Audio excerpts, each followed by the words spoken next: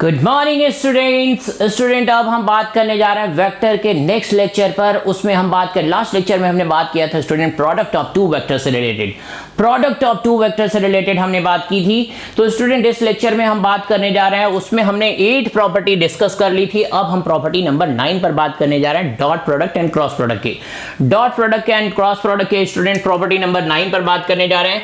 क्या है property student? आप देखो, कह रहे हैं कि if vector A equal to a1i plus a2j, a1i plus a2j and plus a3k and vector b equal to b1i plus b2j, b1i plus b2j and plus b3k।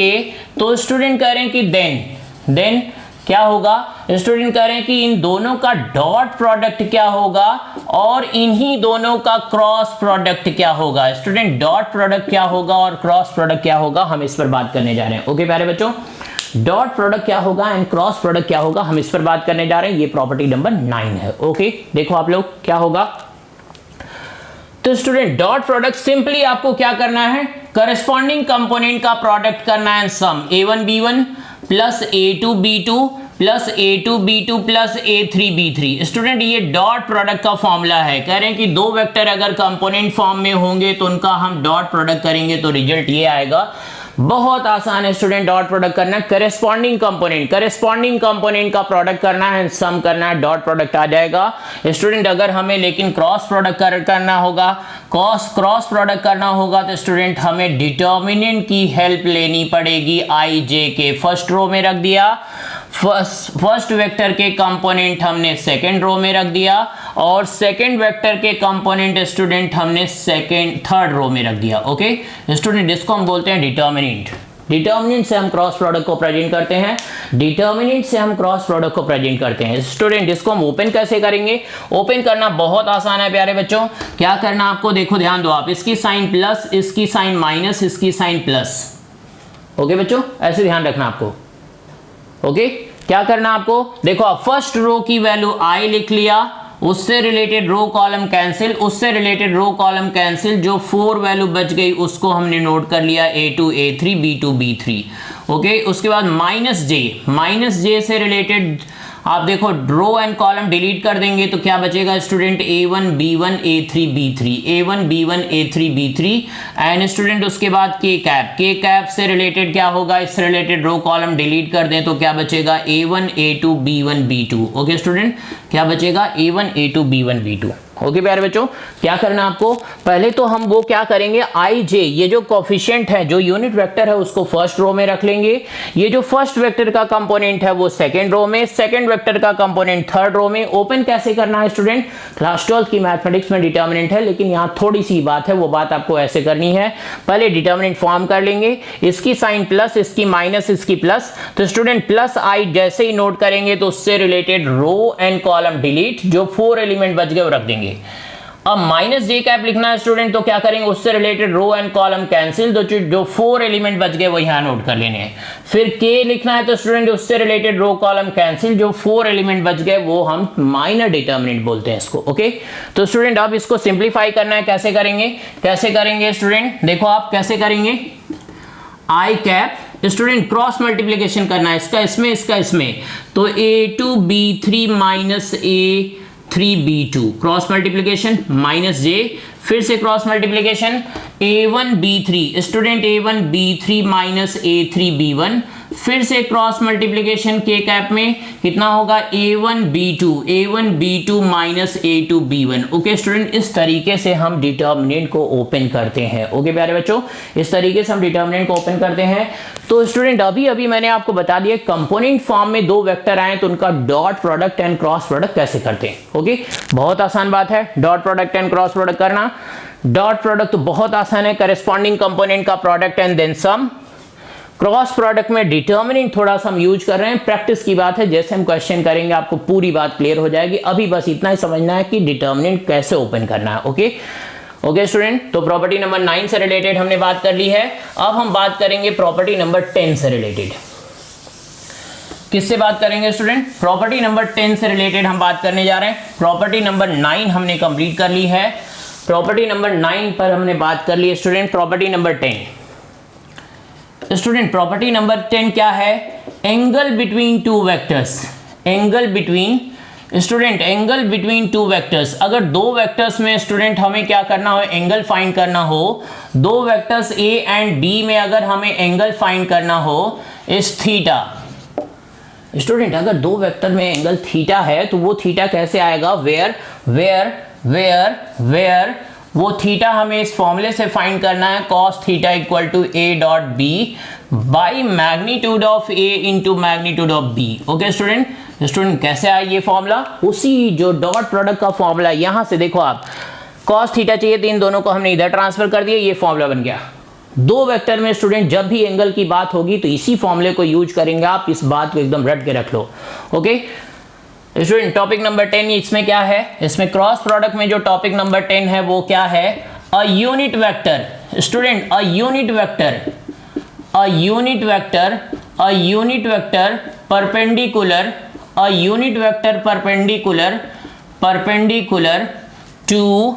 To A and B. दो vector के perpendicular unit vector क्या होगा student? ये जो नीटा है student यही unit vector है। क्या है ये?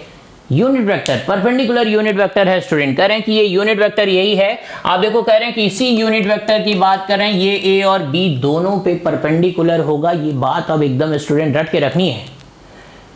दो वेक्टर का अगर हम क्रॉस प्रोडक्ट कर दें तो उसका जो क्रॉस प्रोडक्ट की ये डायरेक्शन है ना, ध्यान रहे इसका मतलब वो जो क्रॉस प्रोडक्ट है ए और बी दोनों के परपेंडिकुलर होगी। बहुत इंपॉर्टेंट लाइन है। ओके स्टूडेंट, तो स्टूडेंट यहां से क्या आ जाएगा? देखो आप डायरेक्शन फाइंड करनी किसकी? इसकी ना। तो आपको पता है कि किसी वेक्टर की डायरेक्शन फाइंड करने के लिए हम उस वेक्टर को उसी के मैग्नीट्यूड से डिवाइड कर देते हैं। Okay student, unit perpendicular vector find करने का ये फॉर्मूला है। वो परपेंडिकुलर की स्टूडेंट जो डायरेक्शन होगी वो प्लस एंड माइनस होगी। कह रहे हैं कि डायरेक्शन आउटवर्ड भी हो सकती है, इनवर्ड भी हो सकती है। तो कह रहे हैं कि वो जो यूनिट वेक्टर आएगा वो दो डायरेक्शन में, आउटवर्ड इनवर्ड। आप स्टूडेंट देखो अगर ये एक प्लेन है, तो एक इसके इस साइड में भी जा सकता है, एक इस साइड में भी। तो दो, एक प्लेन के कितने परपेंडिकुलर वेक्टर होते हैं? दो परपेंडिकुलर वेक्टर होते हैं एक प्लेन के। ओके स्टूडेंट, तो अभी हमने बात कर ली किस पर? प्रॉपर्टी नंबर 10 पर। प्रॉपर्टी नंबर 10 में क्या बताया स्टूडेंट मैंने आपको? प्रॉपर्टी नंबर 10 में क्या बता दिया मैंने आपको कि angle between two vectors find करना होगा तो क्या फॉर्मूला है, और दो वेक्टर के परपेंडिकुलर एक तीसरा वेक्टर फाइंड करना हो तो उसका फॉर्मूला ये है। ओके प्यारे बच्चों, नेक्स्ट प्रॉपर्टी नंबर 10 पर हमने बात कर ली। अब हम बात करने जा रहे हैं स्टूडेंट प्रॉपर्टी नंबर 11 से रिलेटेड। प्रॉपर्टी नंबर 11 पर बात करेंगे। प्रॉपर्टी नंबर 11 क्या है स्टूडेंट? ये सारे फॉर्मूले, इन सब की हमें जरूरत है। सबसे रिलेटेड क्वेश्चन पूछे गए हैं, बहुत सारे एंट्रेंस एग्जाम में क्वेश्चन पूछे गए हैं। अगर आपको एकेडमी के साथ साथ एंट्रेंस में भी अच्छे मार्क्स चाहिए तो आपको पूरे लेक्चर को सीक्वेंशियल ऑर्डर में देखना पड़ेगा। गारंटीड एक बात मैं आपको सिखा के छोड़ूंगा। ओके प्यारे बच्चों, प्रॉपर्टी नंबर अब हम किस पर बात करने जा रहे हैं स्टूडेंट? 11 पर। प्रॉपर्टी नंबर 11 पर बात करने जा रहे हैं स्टूडेंट। प्रॉपर्टी नंबर 11 क्या है? आप देखो, projection of a vector, projection of vector A on vector B. Student एक वेक्टर का दूसरे वेक्टर पे प्रोजेक्शन फाइंड करना है। इसकी क्या मीनिंग है? स्टूडेंट कह रहे हैं, देखो आप कह रहे हैं कि ये है वेक्टर ए, स्टूडेंट ये कह रहे हैं कि ये वेक्टर बी है और ये वेक्टर ए है। हमें वेक्टर ए का वेक्टर बी पे प्रोजेक्शन फाइंड करना है। वेक्टर ए का वेक्टर बी पे प्रोजेक्शन फाइंड करना है। स्टूडेंट प्रोजेक्शन की क्या मीनिंग होती है वो समझो आप। कह रहे हैं कि जैसे एक लाइन ये है और एक लाइन ये है, तो इस लाइन के इस लाइन पे प्रोजेक्शन क्या होगा? कह रहे हैं ए बी लाइन का सी डी लाइन पे प्रोजेक्शन क्या होता है स्टूडेंट? यहां से अगर हम परपेंडिकुलर ड्रॉ कर दें और यहां से भी परपेंडिकुलर ड्रॉ कर दें तो स्टूडेंट ये जो पी क्यू आया that is the projection of A B on C D.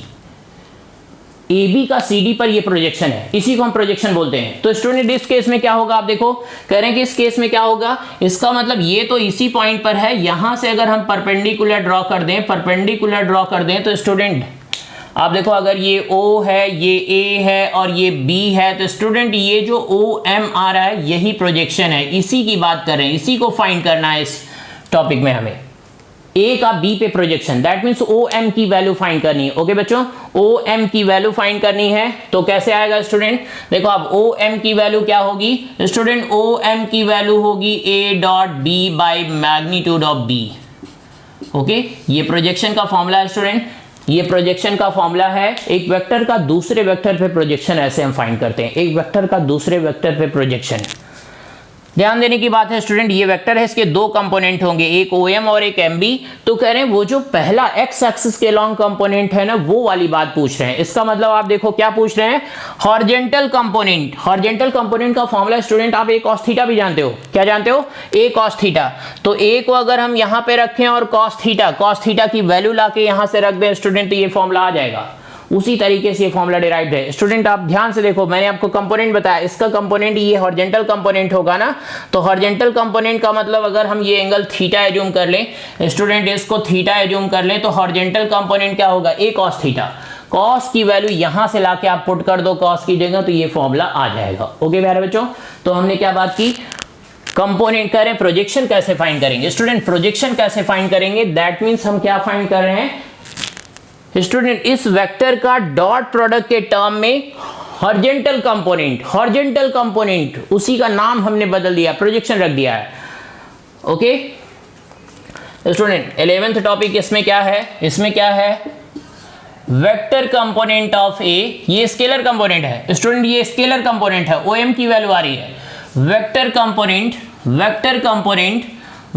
Component of A along and perpendicular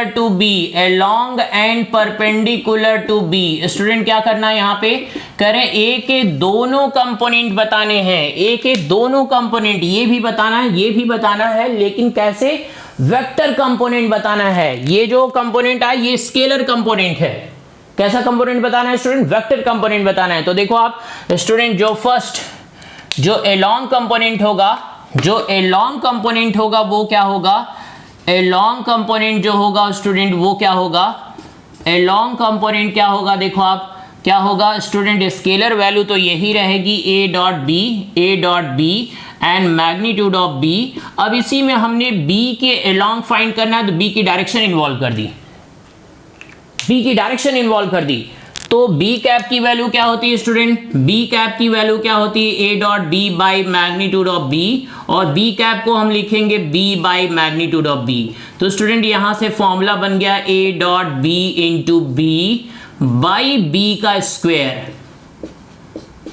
ये एलॉन्ग कंपोनेंट है स्टूडेंट, ये क्या है, a का b के एलॉन्ग वेक्टर कंपोनेंट है, A का B के लॉन्ग वेक्टर कंपोनेंट है। और perpendicular component student, perpendicular component हम फाइंड करने जा रहे हैं। परपेंडिकुलर कंपोनेंट क्या होगा, स्टूडेंट ध्यान देने की बात है, इसी के ये दोनों कंपोनेंट है ना, तो इसमें से अगर हम ये माइनस कर दें तो ये ऑटोमेटिक आ जाएगा। तो ठीक है, A में से हमने माइनस कर दिया एक कंपोनेंट, ये वाला component A dot B and B divided by b का स्क्वायर। ये लो आप स्टूडेंट, फॉर्मूला पता चल गया, एलॉन्ग कंपोनेंट का फॉर्मूला ये होगा, परपेंडिकुलर कंपोनेंट का फॉर्मूला ये होगा। ओके प्यारे बच्चों, ओके क्लियर हो गई बात। तो स्टूडेंट अभी हमने बात की किस पर, कंपोनेंट पर हम बात करें, कंपोनेंट पर बात करें। 11th टॉपिक में मैंने आपको बता दिया कि एक वेक्टर का दूसरे प्रोजेक्शन कैसे फाइंड करते हैं, और एक वेक्टर का दूसरे वेक्टर के along and perpendicular component dot product की हेल्प से कैसे आएगा। डॉट प्रोडक्ट के टर्म में ये होगा स्टूडेंट। ओके, प्रॉपर्टी नंबर 12 पर हम बात करने जा रहे हैं स्टूडेंट, प्रॉपर्टी नंबर 12 पर हम बात करने जा रहे हैं स्टूडेंट। ये सारे ही फॉर्मूले कहीं ना कहीं हम फिजिक्स में यूज करेंगे, ये सारी बातें यूज होंगी, बिना इसके फिजिक्स इंटरेस्टिंग नहीं बन सकती, न तो आप सारे टाइप के क्वेश्चन भी सॉल्व कर सकते हो। तो टॉपिक नंबर 12 पर हम बात करने जा रहे हैं स्टूडेंट। टॉपिक नंबर 12 क्या है हियर, फर्स्ट स्टूडेंट, अगर हमें a प्लस बी का होल स्क्वायर फाइंड करना है तो कह रहे हैं कि ये कितना होगा, a square plus B square plus twice a dot b होगा स्टूडेंट। ये बात अब ध्यान रखनी है आपको। सेकंड क्या कर रहे हैं स्टूडेंट, अगर a माइनस बी का होल स्क्वायर फाइंड करना है तो क्या होगा, a square plus B square and minus 2a dot b होगा स्टूडेंट। डॉट प्रोडक्ट में रिजल्ट आएगा। थर्ड रिजल्ट क्या है स्टूडेंट, करें कि a plus B dot a minus B अगर करना है, a plus B dot a minus B करना है तो क्या आएगा, a square minus B square होगा बच्चों। क्या होगा, a square minus B square. Okay, student third formula हो गया ये। फोर्थ फॉर्मूला क्या है, अगर student a plus B plus C का होल स्क्वायर आपको चाहिए तो क्या होगा, A square plus B square plus C square and plus twice a dot B plus b dot C plus b dot C plus c dot a। Okay student, तो कह रहे हैं कि ये क्या होगा, ये 4 फॉर्मूले स्टूडेंट, इनकी भी हमें जरूरत पड़ेगी, इसकी हेल्प से हम क्वेश्चन में थोड़ी स्पीड आ जाएगी। ओके प्यारे बच्चों, स्पीड का होना बहुत जरूरी है स्टूडेंट। अगर आपको सबसे अच्छी रैंक लानी है तो कॉन्सेप्ट बिल्कुल क्लियर हो और स्पीड सबसे ज्यादा हो। अगर आपको सबसे अच्छी रैंक लानी है, ये 2 ही ऐसे फॉर्मूले हैं जो आपको सबसे ऊपर बैठा सकते हैं, कॉन्सेप्ट क्लियर हो और स्पीड सबसे ज्यादा हो। तो स्पीड अप के लिए हम बता रहे हैं कि आपको ये सारे फॉर्मूले लर्न करने पड़ेंगे। एंड टॉपिक नंबर 12, इसमें क्या है स्टूडेंट, 12th प्रॉपर्टी क्या है स्टूडेंट, यहां पे क्या बता रहे हैं स्टूडेंट, एरिया ऑफ पैरेललोग्राम की बात कर रहे हैं हम। स्टूडेंट किसकी बात कर रहे हैं, एरिया ऑफ पैरेललोग्राम की बात कर रहे हैं। तो एरिया ऑफ पैरेललोग्राम क्या होगा स्टूडेंट, देखो आप अगर कह रहे हैं कि क्या गिवन हो एक पैरेललोग्राम के स्टूडेंट अगर एडजेसेंट साइड्स गिवन हो तो एरिया ऑफ पैरेललोग्राम का फॉर्मूला है a cross b magnitude. Area of parallelogram का वेक्टर में फॉर्मूला क्या है, magnitude of a cross b। और स्टूडेंट अगर पैरेललोग्राम के क्या गिवन हो, डायगोनल्स गिवन हो, क्या गिवन हो स्टूडेंट, डायगोनल्स गिवन हो। देखो आप कह रहे हैं कि डायगोनल, कह रहे हैं कि ये गिवन है डायगोनल D1 नाम रख दिया इसका, और ये डायगोनल है D2 नाम रख दिया इसका। तो स्टूडेंट क्या होगा, D1 cross product of D2 and magnitude and by 2। Okay प्यारे बच्चों, अगर स्टूडेंट आपको क्या गिवन है, एडजेसेंट साइड गिवन है तो formula magnitude of a cross b, and अगर डायगोनल्स गिवन है तो फॉर्मूला कुछ और है। और स्टूडेंट अगर यहीं पर ट्राइंगल के एरिया ऑफ ट्राइंगल की बात करते हैं, स्टूडेंट एरिया ऑफ ट्राइंगल, इसको भी हम फिजिक्स में यूज करेंगे स्टूडेंट। एरिया ऑफ ट्राइंगल क्या है, कह रहे हैं स्टूडेंट एक ट्राइंगल है जिसके एडजेसेंट साइड्स गिवन है। एडजेसेंट साइड से स्टूडेंट आप देखो यहाँ पे क्या है, कह रहे हैं कि ये साइड A है और ये साइड B है। तो कह रहे हैं कि एरिया ऑफ ट्राइंगल का फॉर्मूला क्या होगा, एरिया ऑफ ट्राइंगल का फॉर्मूला होगा student a cross b and magnitude divided by 2। ये एरिया ऑफ ट्राइंगल का फॉर्मूला। ओके प्यारे बच्चों, ये एरिया ऑफ ट्राइंगल का फॉर्मूला है। तो स्टूडेंट एक बात बिल्कुल क्लियर हो जाएगी, लेकिन आपको बहुत मेहनत करनी पड़ेगी। आप देख रहे हो ना, इतनी बात स्टूडेंट कोई नहीं बताएगा आपको, कोई नहीं बताएगा। इतनी बात अगर पता है तो स्पीड ऑटोमेटिक आ जानी है, फिजिक्स भी अच्छी हो जानी है, मैथ्स भी अच्छी हो जानी है, सब कुछ अच्छा हो जाएगा। लेकिन मेहनत करनी पड़ेगी, पढ़ना पड़ेगा आपको। Okay, thank you.